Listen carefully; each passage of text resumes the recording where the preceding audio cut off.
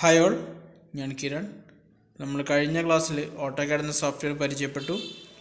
ഇന്ന് നമ്മൾ ഓട്ടോകാഡിൽ ഉപയോഗിക്കുന്ന ബേസിക് ടൂളുകളെക്കുറിച്ചും ഓട്ടോകാഡിൽ വരുന്ന കോർഡിനേറ്റ് ജോമെട്രിയെക്കുറിച്ചാണ് പഠിക്കാൻ പോകുന്നത്.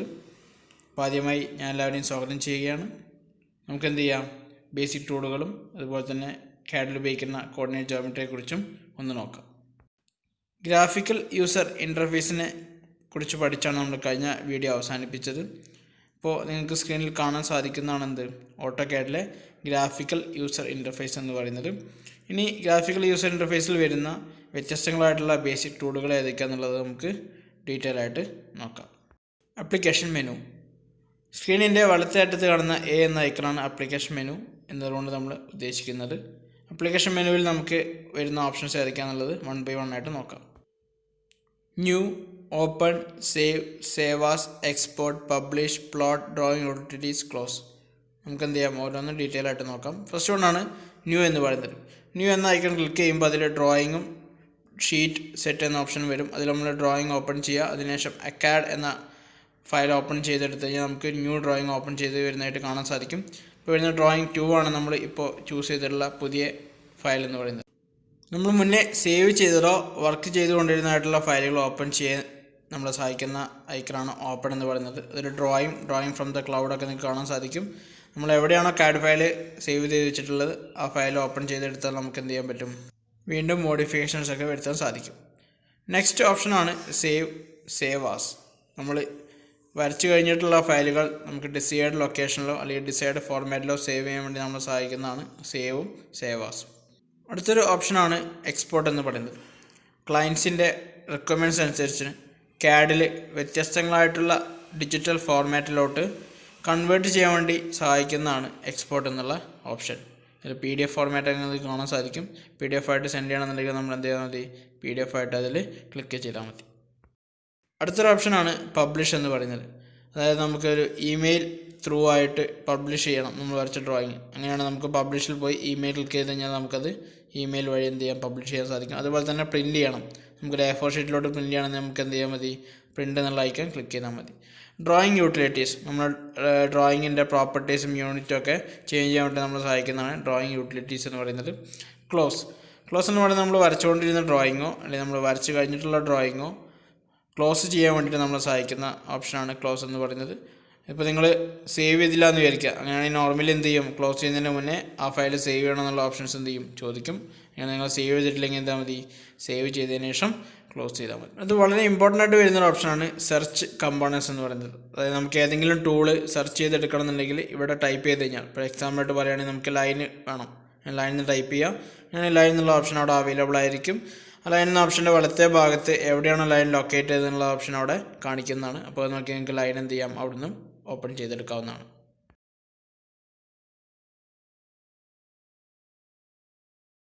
അടുത്തൊരു ഓപ്ഷനാണ് ക്വിക്ക് അക്സസ് ടൂൾ ബാർ എന്ന് പറയുന്നത്. ആപ്ലിക്കേഷൻ മെനുവിൽ ഉണ്ടായിരുന്ന ഓപ്ഷൻസ് നമുക്ക് പെട്ടെന്ന് എടുക്കാൻ വേണ്ടിയിട്ട്, അതായത് new, open, save as, print തുടങ്ങിയ ഓപ്ഷൻസ് എല്ലാം ഷോർട്ട് കട്ടിലൂടെ നമുക്ക് പെട്ടെന്ന് കൈകാര്യം ചെയ്യാൻ വേണ്ടി നമ്മൾ സഹായിക്കുന്നതാണ് ക്വിക്ക് അക്സസ് ടൂൾ ബാർ എന്ന ഐക്കൺ. ഇതിൻ്റെ ഏറ്റവും വലത്തേ അറ്റത്ത് നിങ്ങൾക്ക് ഒരു ആരോ മാർക്ക് കാണാൻ സാധിക്കും. ഈ ആരോ മാർക്ക് ക്ലിക്ക് ചെയ്യുകയാണെങ്കിൽ നിലവിൽ ക്വിക്ക് അക്സസ് ടൂൾ ബാറിൽ അവൈലബിൾ ആയിട്ടുള്ള എല്ലാ ടൂളുകളും അവിടെ കാണാൻ സാധിക്കും. അതിൻ്റെ എല്ലാം ഇടത്തെ ഭാഗത്ത് ടിക്ക് മാർക്കും കാണാം. ടിക്ക് മാർക്ക് ഇല്ലാത്ത എന്താണ്, നമുക്ക് അതിലോട്ട് ആഡ് ചെയ്യാൻ കഴിയാവുന്ന ടൂളുകളാണ്. അതിൻ്റെ താഴെ മോർ കമാൻഡ്സ് എന്ന് കാണാൻ സാധിക്കും. അങ്ങനെയാണ് നിങ്ങൾക്ക് അതിൽ പോയിട്ട് എന്ത് ചെയ്യാം, കൂടുതൽ കമൻറ്റുകൾ ആഡ് ചെയ്യാം. ഇപ്പോൾ ഒരു എക്സാമ്പിളായിട്ട് പറയുന്നത് മാച്ച് പ്രോപ്പർട്ടീസ് നമുക്ക് ആഡ് ചെയ്യണം. അങ്ങനെയാണെങ്കിൽ മാച്ച് പ്രോപ്പർട്ടീസിൻ്റെ അവിടെ പോയിട്ട് നമ്മൾ എന്ത് ചെയ്യുക, മൗസ് പോയിൻ്റ് വയ്ക്കുക. ശേഷം ക്ലിക്ക് ചെയ്ത് കഴിഞ്ഞാൽ അവിടെ ടിക്ക് മാർക്ക് വരും. പിന്നെ അത് ക്ലോസ് ചെയ്യുമ്പോൾ നിങ്ങൾക്ക് മനസ്സിലാവും മാച്ച് പ്രോപ്പർട്ടി എന്താണ് നമ്മുടെ ക്വിക്ക് അക്സസ് ടൂൾ ബാറിൽ അവൈലബിൾ ആയിട്ട് വന്നത് കാണാൻ സാധിക്കും. അടുത്ത ഓപ്ഷനാണ് workspace switching option. Drafting annotation ഐക്കണിൻ്റെ വലത്തേ ഭാഗത്ത് കാണുന്ന ആരോ മാർക്ക് ക്ലിക്ക് ചെയ്താൽ 2Dയിൽ നിന്നും 3Dയിലോട്ടും 3Dയിൽ നിന്നും 2Dയിലോട്ടും വർക്ക് സ്പേസ് സ്വിച്ച് ചെയ്യാൻ കഴിയുന്നതാണ്. അടുത്തതായിട്ടാണ് ടൈറ്റിൽ ബാർ. നമ്മൾ AutoCAD സോഫ്റ്റ്വെയറിൻ്റെ വെർഷനും അതുപോലെ തന്നെ ഡ്രോയിങ്ങിൻ്റെ പേരും കാണിക്കുന്നതാണ് ടൈറ്റിൽ ബാർ. നെക്സ്റ്റ് ഓപ്ഷനാണ് ഇൻഫർമേഷൻ സെൻറ്റർ എന്ന് പറയുന്നത്. നമുക്ക് അവൈലബിൾ ആയിട്ടുള്ള എല്ലാ ഇൻഫർമേഷൻസും ലഭിക്കുന്നതിന് വേണ്ടി നമ്മൾ സഹായിക്കുന്നതാണ് ഇൻഫർമേഷൻ സെൻറ്റർ എന്ന് പറയുന്നത്. ഇതിനാണ് നമ്മൾ ഡ്രിബൺ എന്ന് പറയുന്നത്. ഡ്രിബണിൽ നമുക്ക് അവൈലബിൾ ആയിട്ടുള്ള ഓരോ ടൂളുകൾ നമുക്ക് കാണാൻ സാധിക്കും. Drawing tool, modifying tool, annotations, layers, block, properties. നമുക്ക് ഇതിലൊക്കെ ഓരോ ക്ലിക്ക് ചെയ്തിട്ട് അതിൻ്റെ ഡിസൈഡ് പ്രോപ്പർട്ടി നമുക്ക് സെറ്റ് ചെയ്യാൻ കഴിയുന്നതാണ്.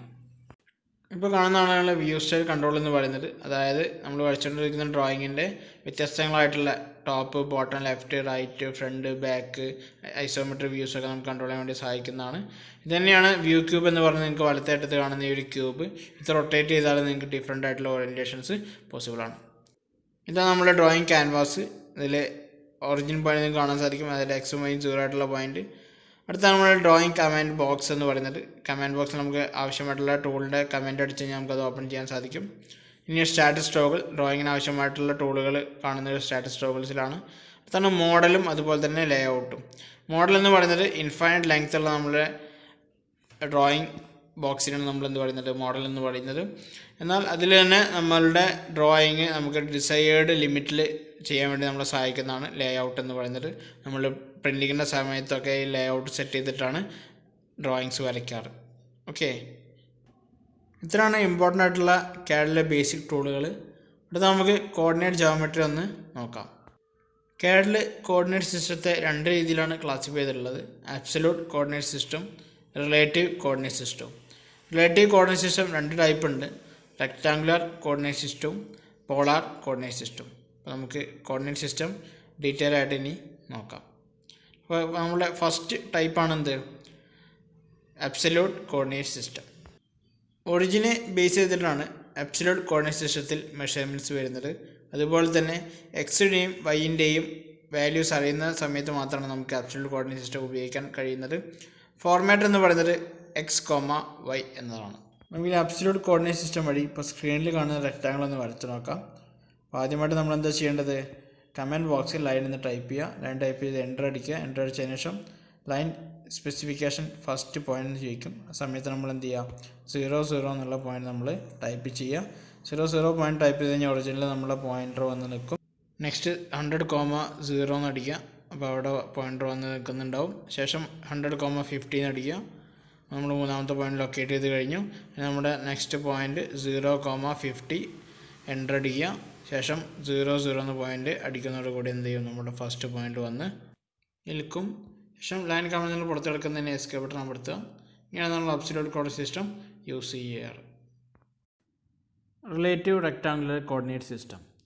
ഇവിടെ നമുക്ക് കോർഡിനേറ്റ്സ് ഒന്നും അറിയില്ല, പകരം എക്സിൻ്റെയും വൈൻ്റെയും ലെങ്ത്തിലെ വാല്യൂസ് മാത്രമാണ് അറിയാം. അപ്പോൾ ഇത്തരത്തിൽ നമ്മൾ എക്സിൻ്റെയും വൈൻ്റെയും ലെങ്ത്ത് വാല്യൂസ് അറിയുന്ന സമയത്ത് നമ്മൾ പ്രീവിയസ് ആയിട്ട് നമ്മൾ വരച്ചിട്ടുള്ള അല്ലെങ്കിൽ നമ്മൾ ഫിക്സ് ചെയ്തിട്ടുള്ള പോയിൻറ്റിൻ്റെ വാല്യൂസ് അനുസരിച്ചാണ് നെക്സ്റ്റ് വാല്യൂ തീരുമാനിക്കുന്നത്. അത് റിലേറ്റീവ് ആയിട്ടാണ്. ഇതിൻ്റെ ഫോർമാറ്റ് എന്ന് പറയുന്നത് @x,y എന്നുള്ളതാണ്. അപ്പോൾ നമ്മൾ പ്രീവിയസ്ലി ഫിക്സ് ചെയ്തിട്ടുള്ള ലൈനിൽ നിന്ന് അല്ലെങ്കിൽ പോയിന്റിൽ നിന്ന് പോസിറ്റീവായിട്ടും നെഗറ്റീവായിട്ടും ഡയറക്ഷൻസ് എടുത്തുകൊണ്ടാണ് റിലേറ്റീവ് റെക്റ്റാങ്കുലർ കോർഡിനേറ്റ് സിസ്റ്റം വരയ്ക്കാറ്. സ്ക്രീനിൽ നിങ്ങൾക്ക് റെക്റ്റാങ്കിൾ കാണാൻ സാധിക്കും. നോക്കിയാൽ മനസ്സിലാവും നമുക്കിവിടെ കോർഡിനേറ്റ്സ് അറിയില്ല, പകരം എന്താണ് ലെങ്ത്തും ബ്രെഡ്ത്തും മാത്രമാണ് അറിയാം. നമുക്ക് ഈ ലെങ്ത്തും ബ്രെഡ്ത്തും മാത്രം അറിയാവുന്ന ഒബ്ജക്റ്റുകൾ എങ്ങനെയാണ് റിലേറ്റീവ് കോർഡിനേറ്റ് സിസ്റ്റത്തിൽ വരയ്ക്കുക എന്നുള്ളത് നമുക്കൊന്ന് നോക്കാം. ആദ്യമായിട്ട് നമ്മൾ എന്താ ചെയ്യേണ്ടത്, ലൈൻ എന്ന കമൻറ്റ് ടൈപ്പ് ചെയ്യുക. ലൈൻ ടൈപ്പ് ചെയ്തതിന് ശേഷം ലൈൻ കമൻറ്റ് ഓപ്പൺ ആവും. ശേഷം എന്ത് ചെയ്യുക, ഫസ്റ്റ് പോയിന്റ് നമുക്ക് മൗസ് വെച്ചിട്ട് എന്ത് ചെയ്യാം, സെലക്ട് ചെയ്യാം. കാരണം നമുക്കറിയില്ല. അപ്പോൾ നമ്മൾ മൗസ് വെച്ച് സെലക്ട് ചെയ്തു. ഫസ്റ്റ് പോയിന്റ് സെലക്ട് ചെയ്തതിന് ശേഷം നമ്മൾ പോയിന്റിനെ ബേസ് ചെയ്തിട്ടാണ് നെക്സ്റ്റ് പോയിന്റ് പറയാം. ഈ പോയിന്റിനെ ബേസിൽ നമുക്ക് എക്സ് ഡയറക്ഷനിൽ എന്താണ് പോസിറ്റീവായിട്ടാണ് മൂവ് ചെയ്യേണ്ടത്. അപ്പോൾ നമ്മൾ എന്ത് ചെയ്യും, ലെങ്ത് എത്രയാണ്, 100,0 എന്നടിക്കും. അപ്പോൾ നമ്മളെ മൗസ് പോയിന്റ് എന്തുണ്ടാവും, 100 ലെങ്ത്തിലവിടെ വന്നിട്ടുണ്ടാവും.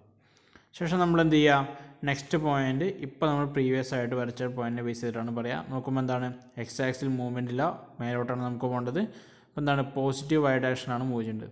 അപ്പോൾ എന്താ കൊടുക്കുക, @0,50 അല്ലേ. അപ്പോൾ നമ്മൾ ടൈപ്പ് ചെയ്യുമ്പോൾ എന്താ, നമ്മളെ ലൈൻ അവിടെ വന്ന് വരച്ചിട്ടുണ്ടാവും. നെക്സ്റ്റ് നമ്മൾ ഈ പോയിന്റിനെ ബേസ് ചെയ്തിട്ടാണ് അടുത്ത പോയിന്റ് പറയുന്നത്. നോക്കുക, നമുക്ക് എങ്ങോട്ടാണ് പോകേണ്ടത്, വൈ ഡയറക്ഷനിലല്ല എക്സ് ഡയറക്ഷനിലാണ്. അപ്പോൾ വൈൻ്റെ വാല്യൂ 0 ആണ്. എക്സിൽ തന്നെ എന്താണ്, നെഗറ്റീവ് ഡയറക്ഷനിലോട്ടാണ് നമുക്ക് പോകേണ്ടത് അല്ലേ. അങ്ങനെ നമ്മൾ പോയിന്റ് അടിക്കുക, @നെഗറ്റീവ് ഇത്രയാണ് ലെങ്ത്ത് 100,0. നമ്മൾ ടൈപ്പ് ചെയ്ത് എൻ്റർ അടിക്കുമ്പോൾ എന്ത് ചെയ്യും, നമ്മളെ പോയിൻ്റർ ആ ലെങ്ത്തിൽ വന്ന് നിൽക്കുന്നുണ്ടാവും. ഇനി നാലാമത്തെയും അവസാനത്തെയും പോയിന്റ് നമ്മളെങ്ങനെ ചൂസ് ചെയ്യാം. ഇപ്പോൾ നമ്മൾ അടിച്ച് ഈ പോയിന്റ് ബേസ് ചെയ്തിട്ടാണ്. നമുക്ക് എന്താണ് ഡയറക്ഷൻ എന്ന് പറഞ്ഞാൽ താഴോട്ടാണ്. താഴോട്ട് എന്ന് പറയുമ്പോൾ നെഗറ്റീവ് വൈ ആണ്. അപ്പോൾ എന്താ ചെയ്യുക, നമ്മൾ എക്സിൽ മൂവ്മെൻറ്റ് ഇല്ലാത്തതുകൊണ്ട് നമ്മൾ എന്താ 0. അപ്പോൾ @0,-50 എന്നടിക്കാം. അപ്പോൾ അങ്ങനെ -50 അടിക്കുമ്പോൾ എന്ത് ചെയ്യും, താഴെ ഡയറക്ഷനിൽ നമ്മളെ പോയിൻ്റർ മൂവ് ചെയ്യും. നമ്മളെ ആദ്യത്തെ പോയിൻ്റ് വന്നിപ്പോൾ ലൈൻ വന്ന് നിന്നിട്ടുണ്ടാവും. നമുക്ക് ഈ കമൻറ്റിൽ നിന്ന് പുറത്തെടുക്കാൻ വേണ്ടി നമ്മൾ എന്ത് ചെയ്യുക? എസ്കേപ്പ് കമൻറ്റ് അടിക്കുക, പുറത്ത് കിടക്കുക. അപ്പോൾ ഇത്തരത്തിലാണ് നമ്മൾ എന്ത് ചെയ്യുന്നത്? റെക്റ്റാങ്കുലർ കോർഡിനേറ്റ് സിസ്റ്റം വെച്ചിട്ട് വരയ്ക്കാറ്. അടുത്തൊരു ടൈപ്പാണ് റിലേറ്റീവ് പോളാർ കോർഡിനേറ്റ് സിസ്റ്റം എന്ന് പറയുന്നത്. അതായത് നമുക്ക് ഡിസ്റ്റൻസ് ഇൻപുട്ടും ആംഗിളും അറിയുന്ന സമയത്താണ് നമ്മൾ പോളാർ കോർഡിനേറ്റ് സിസ്റ്റം വെച്ച് ഡ്രോയിങ്സ് വരയ്ക്കാറ്. ഇവിടെ നമുക്ക് ഒരു പോയിൻറ്റിനെ ബേസ് ചെയ്തിട്ടുള്ള ഡിസ്റ്റൻസും അറിയണം, അതുപോലെ ആ പോയിൻറ്റിനെ ബേസ് ചെയ്തിട്ട് നെക്സ്റ്റ് വരയ്ക്കേണ്ടതായിട്ടുള്ള പോയിൻറ്റിൻ്റെ ആംഗിളും അറിയണം. അങ്ങനെ അറിയുന്ന സമയത്താണ് നമ്മൾ എന്ത് ചെയ്യുന്നത്? പോളാർ കോർഡിനേറ്റ് സിസ്റ്റം വെച്ച് വരയ്ക്കാറ്. ഇതിൻ്റെ ഫോർമാറ്റ് എന്ന് പറയുന്നത് at length less than angle എന്ന് പറയുന്നതാണ്. ഓക്കെ, അപ്പോൾ നമുക്കൊരു എക്സാമ്പിളോടെ എന്ത് ചെയ്യാം? പോളാർ കോർഡിനേറ്റ് സിസ്റ്റം മനസ്സിലാക്കാം. ആംഗിൾ പഠിക്കുന്ന സമയത്ത് ക്ലോക്ക് വൈസ് ഡയറക്ഷൻ പോസിറ്റീവും ആൻറ്റി ക്ലോക്ക് വൈസ് നെഗറ്റീവുമാണ്. അപ്പോൾ അത് മനസ്സിലാക്കി വയ്ക്കുക. നമുക്കിവിടെ ഒരു റെക്റ്റാങ്കിൾ കാണാൻ സാധിക്കും. റെക്റ്റാങ്കിൾ ഡയമെൻഷൻസ് വന്നിട്ടുണ്ട്, അതുപോലെ തന്നെ ആംഗിളും തന്നിട്ടുണ്ട്. അപ്പോൾ നമ്മൾ എന്ത് ചെയ്യാം? പോളാർ കോർഡിനേറ്റ് സിസ്റ്റം വെച്ചാൽ നമുക്ക് വരച്ച് നോക്കാം. അപ്പോൾ നമ്മൾ ആദ്യം ചെയ്യേണ്ടത് എന്താണ്? നമ്മളൊരു സ്റ്റാർട്ടിംഗ് പോയിന്റ് ലൊക്കേറ്റ് ചെയ്യുക എന്നുള്ളതാണ്. അത് നമ്മുടെ ഫസ്റ്റ് റെഫറൻസ് പോയിന്റ്. നമുക്ക് മൗസ് പോയിന്റ് വെച്ചിട്ട് എവിടെ വേണമെങ്കിലും ക്ലിക്ക് ചെയ്യാം. നമ്മൾ എന്ത് ചെയ്യാം? ഒരു പോയിന്റ് ക്ലിക്ക് ചെയ്യാം. ക്ലിക്ക് ചെയ്തതിന് ശേഷം നമ്മൾ ലൈൻ എന്നുള്ള ടൈപ്പ് ചെയ്യുക, എൻ്റർ അമർത്തുക. നമ്മൾ ഫസ്റ്റ് പോയിന്റ് ചൂസ് ചെയ്യുന്ന എവിടെയാണോ അവിടെ വന്ന് നിൽക്കുന്നുണ്ടാവും. ശേഷം നമ്മൾ എന്താണ് ചെയ്യേണ്ടത്? നമ്മളിനി ഫസ്റ്റ് പോയിന്റിൻ്റെ ലെങ്ത്ത് കാര്യങ്ങൾ അറിഞ്ഞിരിക്കണം. എത്രയാണ് ലെങ്ത്ത് എന്ന് പറയുന്നത്? 100 ആംഗിൾ എത്രയാണ്? 45 ഡിഗ്രിയാണ് അല്ലേ. അപ്പോൾ നമുക്കറിയാം എങ്ങനെ നമ്മൾ ഫോർമാറ്റ് @100 പിന്നെ ആംഗിളിന് മുന്നേ ലെസ് ദാൻ സിമ്പിൾ വേണം അല്ലേ. അപ്പോൾ ലെസ് ദാൻ ആംഗിൾ എത്രയാണ്? 45 ഡിഗ്രി അല്ലേ. കാരണം എന്താണ്? കൗണ്ടർ ക്ലോക്ക് വൈസ് ഡയറക്ഷനാണ്, അപ്പോൾ പോസിറ്റീവ് ആംഗിളാണ്. ടൈപ്പ് ചെയ്യുമ്പോൾ നമ്മൾ ലൈൻ അവിടെ വന്നിട്ടുണ്ടാവും. ലൈൻ വന്നതിന് ശേഷം അടുത്ത് നമ്മൾ സെക്കൻഡ് പോയിന്റ് വരയ്ക്കുക. സെക്കൻഡ് പോയിന്റ് വരയ്ക്കുന്ന സമയത്ത് ഈ പോയിന്റ് നമ്മൾ റെഫറൻസ് എന്ന് പറയുന്നത്. അപ്പോൾ നമ്മൾ എന്ത് ചെയ്യുക? അതിൻ്റെ ലെങ്ത്ത് എത്രയാണ്? മുകളിലോട്ട് 50. അപ്പോൾ ആംഗിളോ ഓൾറെഡി എത്ര വന്നിട്ടുണ്ട്? 45 വന്നിട്ടുണ്ട്. പിന്നെ 90 കൂടി വരും അല്ലേ. അപ്പോൾ എത്ര? 135. അപ്പോൾ എങ്ങനെ കൊടുക്കുക? @50 ലെസ് ദാൻ 135. അപ്പോൾ നമ്മൾ ലൈൻ അവിടെ വരഞ്ഞിട്ടുണ്ടാവും. നെക്സ്റ്റ് ഈ പോയിന്റ് ബേസ് ചെയ്തിട്ടാണ് നമ്മൾ പറയേണ്ടത്. ലെങ്ത്ത് എത്രയാണ്? 100 തന്നെയാണ്. ആംഗിളോ? ആംഗിൾ നോക്കുന്ന സമയത്ത് നിങ്ങൾക്ക് മനസ്സിലാകും 135 ഓൾറെഡി വന്നിട്ടുണ്ട്. പിന്നെ എന്താ? ഒരു 90 കൂടി വരും അല്ലേ. അപ്പോൾ 90യും 135 കൂടുമ്പോൾ 225. അപ്പോൾ 100 ലെസ് ദാൻ 225 എന്ന് ടൈപ്പ് ചെയ്യാം. ആ സമയത്ത് എന്തെങ്കിലും ലൈൻ അവിടെ വരഞ്ഞിട്ടുണ്ടാവും. നമ്മൾ അടുത്ത പോയിന്റ് എങ്ങനെ വരയ്ക്കാൻ നോക്കുന്ന സമയത്ത് ശ്രദ്ധിക്കുക. നമുക്ക് എന്താണ്? താഴെ ഡയറക്ഷനിലായിട്ടാണ് മൂവ് ചെയ്യേണ്ടത്. ഇപ്പോൾ എന്താണ്? ലെങ്ത്ത് എന്ന് പറയുന്നത് 50 തന്നെയാണ്. പക്ഷേ ആംഗിൾ നോക്കുന്ന സമയത്ത് നോക്കുക, നമ്മൾ ഇത്രയും നേരം ആൻറ്റി ക്ലോക്ക് ഡയറക്ഷനാണ് പറഞ്ഞല്ലേ. നമ്മൾ ക്ലോക്ക് ഡയറക്ഷൻ പറയുകയാണെങ്കിൽ നമ്മൾ പോയിന്റ് ബേസ് 45 ഡിഗ്രി തിരിഞ്ഞാൽ മതി അല്ലേ. അപ്പോൾ നമ്മൾ അതാണ് നമുക്ക് എളുപ്പം. അപ്പോൾ നമ്മൾ എന്ത് ചെയ്യുക? -45 എന്ന് ടൈപ്പ് ചെയ്ത് കഴിഞ്ഞാൽ നമുക്ക് എന്ത് ചെയ്യാൻ പറ്റും? എളുപ്പത്തിൽ ലൈൻ വരയ്ക്കാൻ സാധിക്കും. അപ്പോൾ നമ്മൾ എന്ത് ചെയ്യുക? ലെങ്ത്ത് 50 ആംഗിൾ ലെസ് ദാൻ -45 എന്ന് അടിക്കും. അപ്പോൾ നമ്മൾ പോയിന്റ് സ്റ്റാർട്ടിംഗ് പോയിന്റ് വന്നിട്ടുണ്ടാവും. എന്നിട്ട് നമ്മൾ എന്ത് ചെയ്യുക? പുറത്തെടുക്കാൻ വേണ്ടി എസ്കേപ്പ് അടിക്കുക, എൻ്റർ അമർത്തുക. അപ്പോൾ ഇത്രയാണ് നമ്മളുടെ പോളാർ കോർഡിനേറ്റ് സിസ്റ്റം വെച്ച് വരയ്ക്കാനുള്ള ഫിഗറിൻ്റെ ഐഡിയ എന്ന് പറയുന്നത്. അപ്പോൾ ഇത്രയും കാര്യങ്ങളാണെന്ന് പറയാനുള്ളത്. അപ്പോൾ CAD ബേസിക് ടൂളുകൾ നമ്മൾ പഠിച്ചു, അതുപോലെ തന്നെ കോർഡിനേറ്റ് ജോമെട്രി നമ്മൾ മനസ്സിലാക്കി. വരും ക്ലാസ്സുകൾ നമ്മൾ കൂടുതൽ ഡീപ്പായിട്ട് CAD പഠിക്കുന്നതാണ്. അപ്പോൾ അതുവരെ എല്ലാവർക്കും നന്ദി, നമസ്കാരം.